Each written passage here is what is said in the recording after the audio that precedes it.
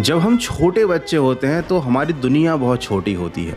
तब हमारी सबसे बड़ी खुशी होती है कोई खिलौना मिल जाना या फिर बाहर घूमने जाना, मम्मी पापा से थोड़ी सी तारीफ मिल जाना। और जो खुशी का एहसास होता है वो डोपामीन हम छोटी छोटी चीज़ों से पा लेते हैं। फिर धीरे धीरे वक्त गुजरता है, हम आते हैं टीनेज में, और ये वो समय होता है जब हमारा शरीर और हमारा दिमाग बहुत तेज़ी से बदल रहा होता है और साथ ही बदल जाते हैं डोपामीन पाने के हमारे रास्ते।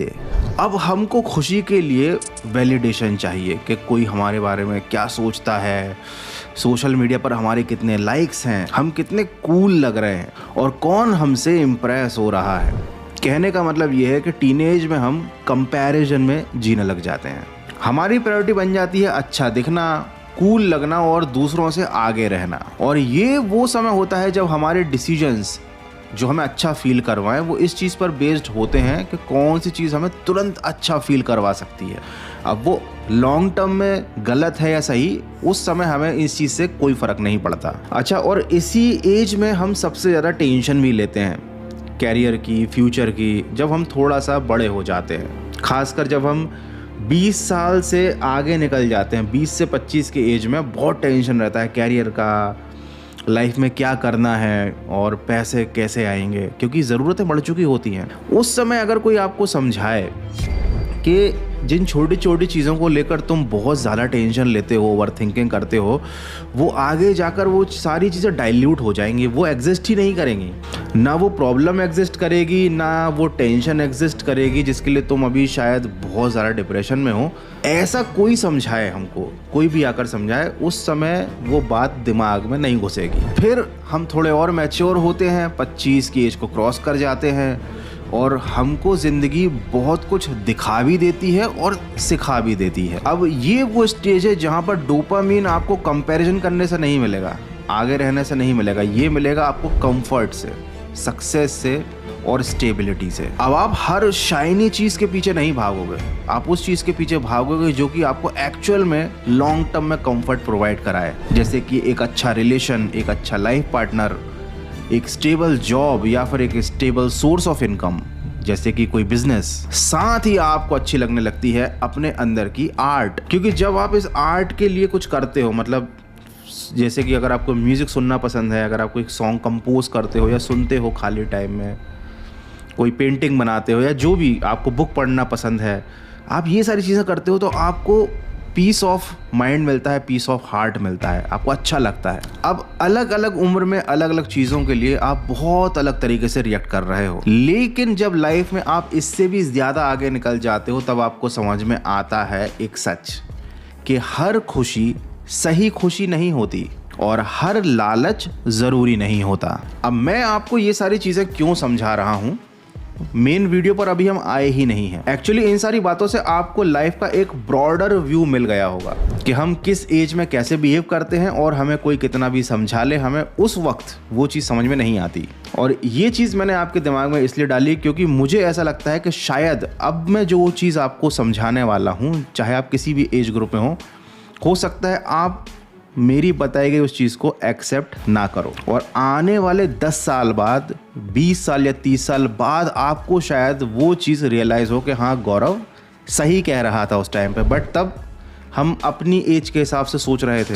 जो मैं आपको चीज़ बताना चाहता हूँ इस वीडियो के माध्यम से वो ये है कि आपकी लाइफ का अल्टीमेट गोल क्या है। अल्टीमेट गोल आपकी लाइफ का होना चाहिए टू बी फ्री, मुक्त होना।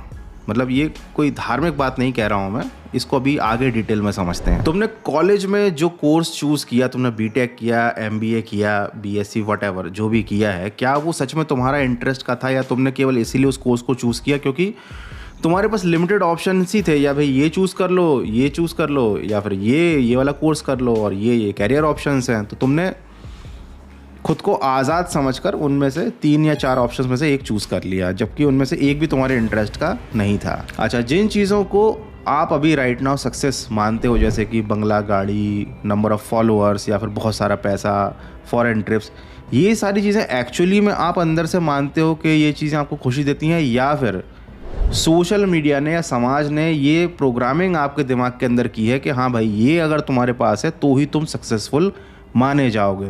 क्या ये एक सपना है जो सोशल मीडिया और सोसाइटी ने तुम्हें बेच दिया है? हर दिन हम सुबह उठते हैं, हम सभी दूसरों की ज़िंदगी को सोशल मीडिया पर देखते हैं, स्क्रॉल करते हैं, रील्स देखते हैं और फिर एक रैट रेस में दौड़ने लग जाते हैं कि मुझे भी उठना है, भागना है, कहीं मैं पीछे ना रह जाऊं।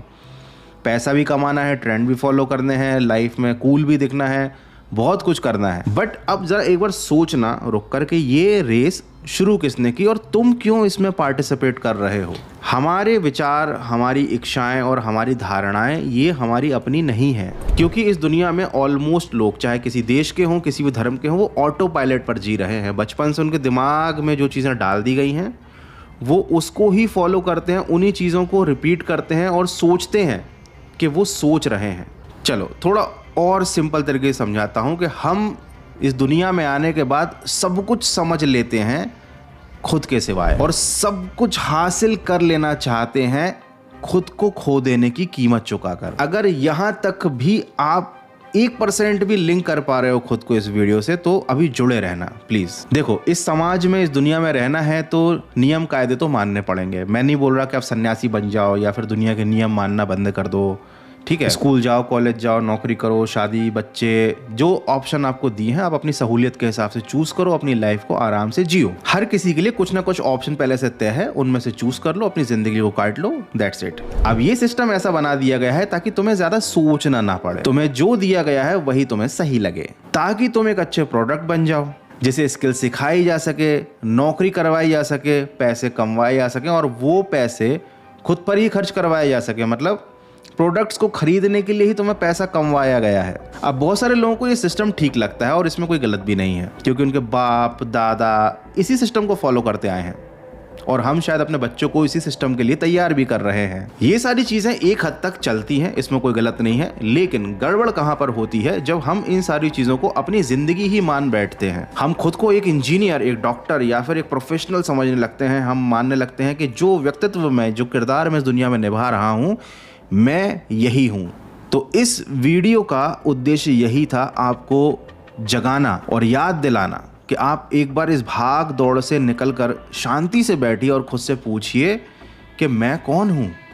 तुम्हारे जीने मरने से सिस्टम को, दुनिया को कोई फर्क नहीं पड़ता, कोई चीज़ कभी नहीं रुकने वाली। लेकिन अगर तुमने खुद के लिए खुद को नहीं रोका, खुद से सवाल नहीं पूछा, तो शायद तुम्हें दोबारा मौका ना मिले। सिस्टम चलता रहेगा एज इट इज़, तुम खुद को मत खोना।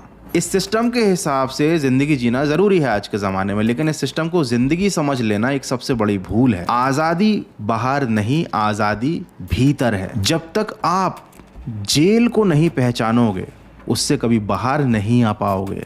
और इसी कोट के साथ मैंने इस वीडियो को स्टार्ट किया था। The best way to keep a prisoner from escaping is to make sure he never know he is in prison. Video को मैं ख़त्म करने वाला हूँ, कुछ चंद लाइनें और कहूँगा। आज़ादी का मतलब केवल अपने मनपसंद कैरियर को चूज़ करना नहीं होता। कभी कभी आज़ादी होती है बिना गिल्ट के चुपचाप बैठने में, बिना कंपैरिजन जीने में और बिना एक्सप्लेनेशन केवल खुद होने में। और अगर आपको लगता है कि ये सारी बातें बेकार बकवास हैं, तो you are not watching this video because you are free. You are watching this video, you choose to watch this video because you feel that you are not free.